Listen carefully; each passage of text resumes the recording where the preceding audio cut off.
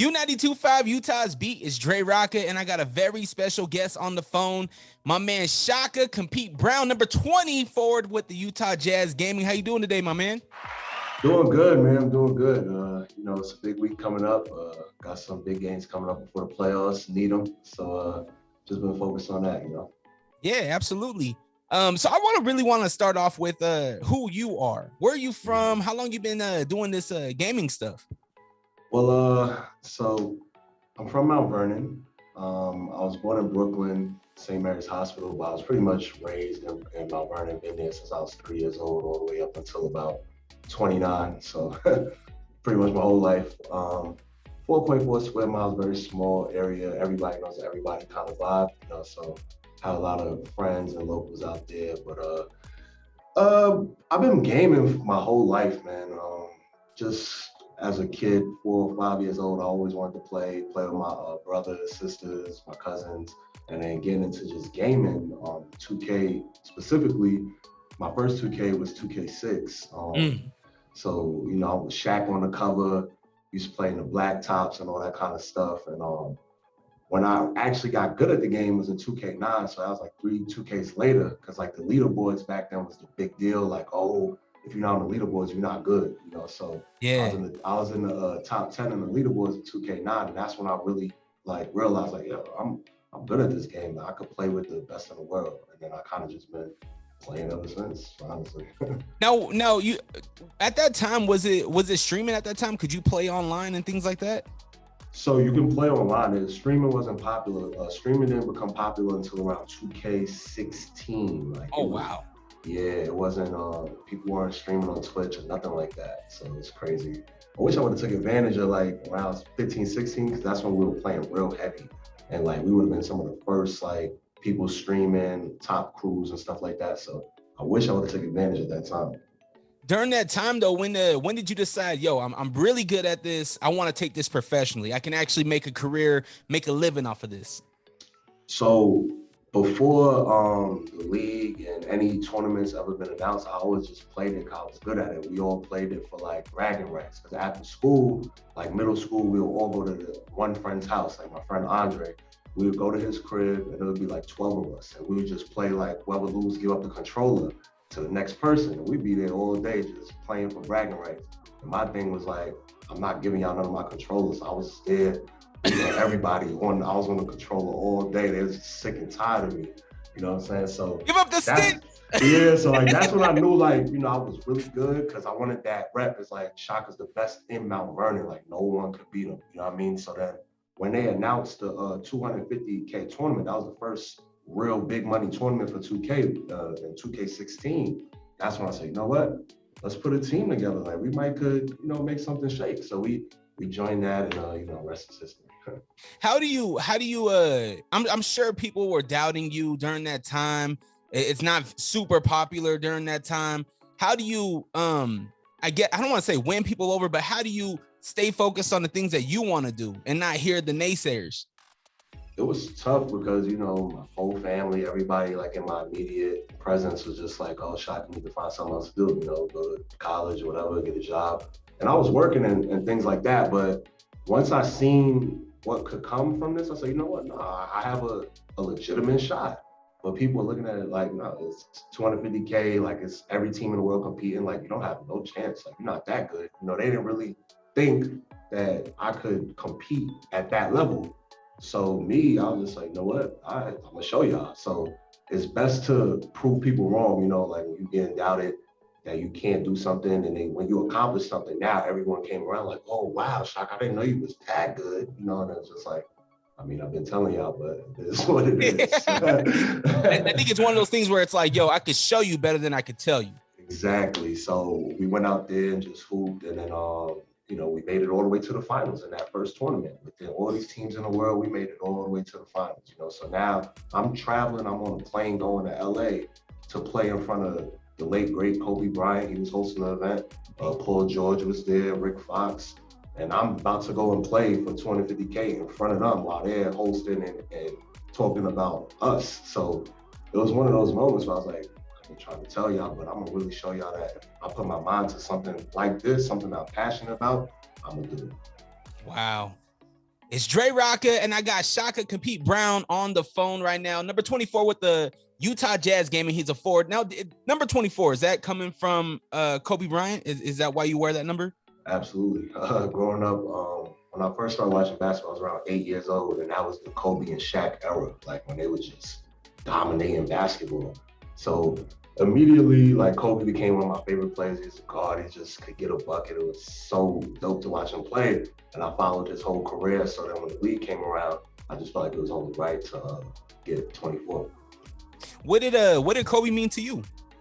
Everything, man. Not just a great basketball player. It's like a role model. Like the way he take his everyday life. Like everything was planned out, so much relentless work. Like, I'm gonna get up earlier than you, I'm gonna work harder than you, I'm gonna do more than you, and I already have more talent, skill, but I'm not even gonna leave it up to debate. I'm just gonna dominate everything that I can.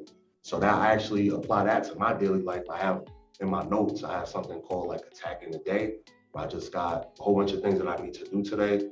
And I want to check those boxes, and I got in the habit of doing that. Like, hey, you need to do this, practice, film, gym, whatever, work.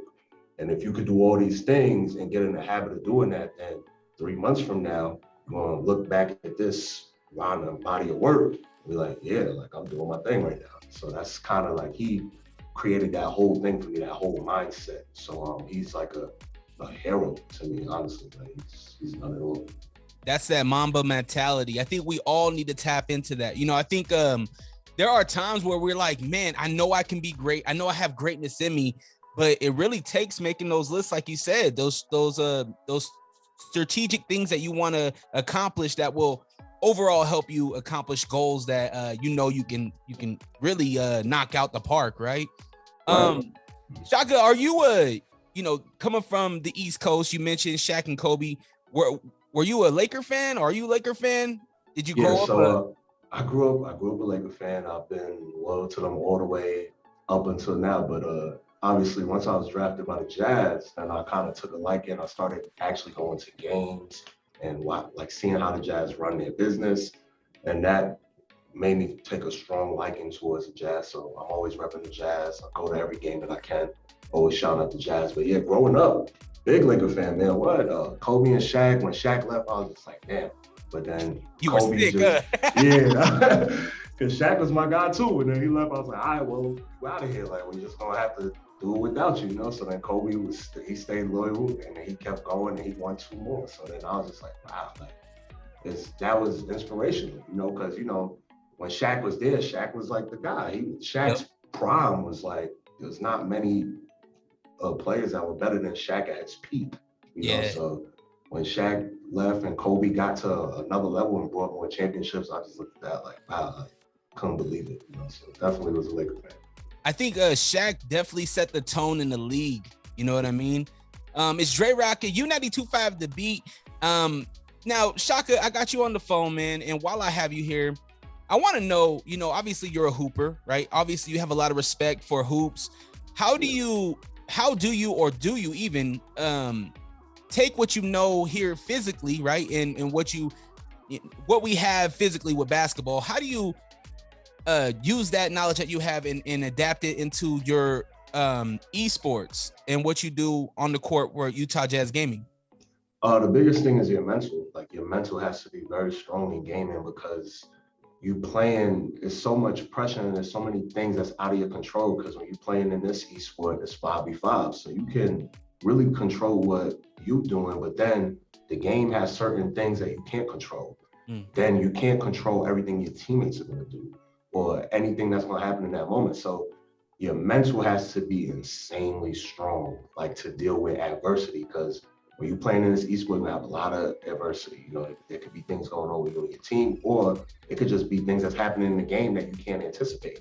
So it's like the mental, just like from when you actually playing ball, having a strong mental to get up when you don't want to practice, to watch film when you don't want to, like all those things, you got to do the same things in the esport. And like you have to take it the same way. And that's what makes it hard because you might tell yourself, no, this is a game, but the reality is like you're playing for a lot of money that could change your life, So like when you I can argue that it's more pressure because you're talking about the NBA, like these guys, like they're millionaires, you know, like they're going to be well off.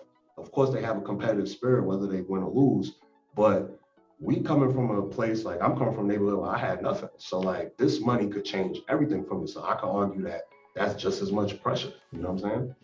Yeah, absolutely. I think that's a really good way to look at it. And I think it's a way that a lot of us don't even know and realize, you know what I mean? That's why I think it's very important to tell your story, to get to know you guys a little bit more with Utah Jazz Gaming. Now for the parents out there, right? I grew up in a generation where it's like, yo, get off the box, go outside and play, right? But now I feel like we're in a generation where we need to encourage esports. We need to encourage our children to follow their dreams, right? And if their dream is to be on an esports team and be a professional and join these tournaments and things like that, I think it's very important. But what is your thought on parenting and in this esports space? Definitely be open-minded because things are not what they used to be. You know, you can actually make a living playing the game now. It's like I seen a 16-year-old win $2 million playing Fortnite. What's his number? I need a loan. You know what I'm saying? So like you think about that, it's like, okay, well, if someone has a game that they're really good at and they're just passionate about playing it, because like I said, before the 2K League came out, I was playing 2K for free, just for the bragging rights, just for fun, and I happen to be really good at it. So if they check all those boxes, it's like, you know what? Continue doing what you're doing. You can have different lanes. You could start streaming if you have a personality, and you can make money that way, where you can basically work from home. You know, there's people that work from home, and that's another way to work from home, streaming. So I think that parents nowadays have to be very open-minded to kids that are gaming and understand, like get to know what they're doing exactly, you know, because I feel like me growing up, like my parents didn't really understand until they seen me getting drafted and on TV. Then they're like, oh, okay, like this thing is really like something. Yeah. And I'm like, yeah, I've been trying to tell you for like 5 years. You weren't listening. Yeah, so I would just encourage all parents to just be a little more open-minded because we are in a different era now. Things are very different. And your child, I guarantee you, if your child is making, let's say, 6 figures gaming, you're going to be very happy about that. Very proud to tell your family, look, my kid is doing his thing and he loves what he's doing. How can I be mad at that? You know? I think as a parent also, similar to you, right? Look at what my son's doing. He's going to Abu Dhabi. Right. Most of these people ain't even been out of the States, let alone their own neighborhood. It's crazy. Man. And tell me a little bit about that. How was Abu Dhabi? Definitely number one, like on my memory list. Like when I look at all the things that I've done, like going to Abu Dhabi, and we actually drove over to Dubai for a night. And man, I'm telling you, it's a whole different lifestyle out there. Just flying across the country is one thing. I didn't even think I was built for the flight. The flight was like 14 hours. So I was just like, whoo, I don't know. But when we got there, I'm like, this is a whole different lifestyle out here. You know what I'm saying? So it's like, we got to see so many great things out there. Went to Ferrari World. That was so dope. Went to the Grand Mosque and got to see like the culture and all the different things that they do out there. It's so different, man. And I loved it. I was like, man, I hope we could come back. But Dubai and somewhere Abu Dhabi, those are places that were just on my bucket list. Like, man, I hope I just travel here one day, you know, when I'm doing well for myself. And it's like the 2K League brought me out here, you know, and I'm out here representing the 2K League. I'm meeting all these kids and all these people that are excited about the game and they play the game and they have all these stories, different backgrounds. Like it's bringing so many different people together from all walks of life. And it's just one of the most dopest experiences I've ever had. I met a couple celebrities out there.